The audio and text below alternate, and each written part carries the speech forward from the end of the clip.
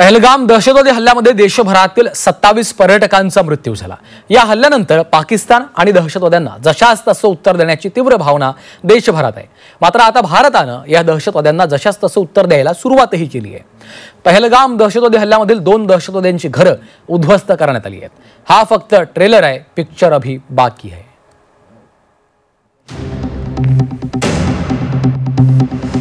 पहलगाम हल्ल्यातील 2 दहशतवाद्यांची घरं उद्ध्वस्त।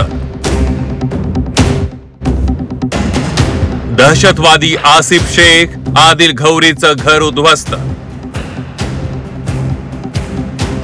भारतीय लष्कराच्या कारवाईने पाकिस्तान आणि दहशतवाद्यांची तंतरली। जम्मू काश्मीरच्या पहलगाम मध्ये झालेल्या हल्ल्यानंतर देशभरात संतापाची लाट उसळली आहे।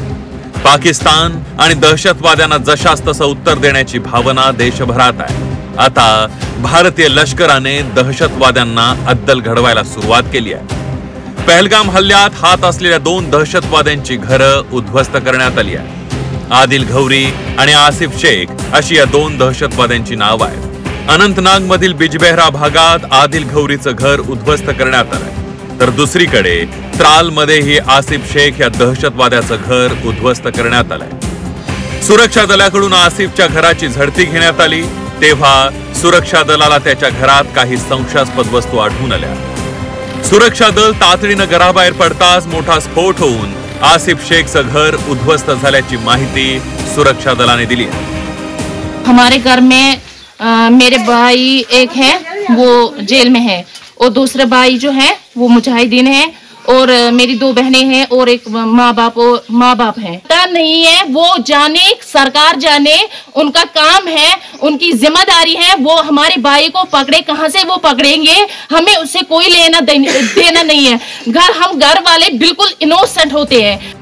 दहशतवादी आसिफ शेख आणि आदिल घौरी यांची घरं उद्ध्वस्त करण्यात आली आहे।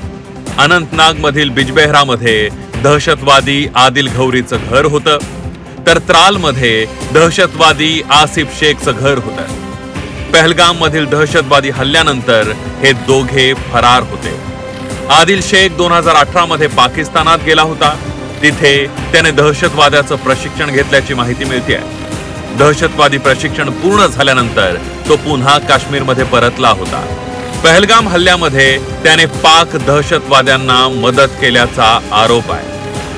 भारतीय लष्कर थेट ऍक्शन मोड मध्ये आल्यानंतर पाकिस्तान आणि दहशतवाद्यांची चांगलीच तंतरली आहे। पहलगाम मध्ये हल्ल्यात जे सामील आहेत आणि ज्यांनी मदत केली आहे त्या सर्वांचा हिशोब चुकता केला जाणार आहे आणि त्याला भारतीय लष्करानं सुरुवातही केली आहे।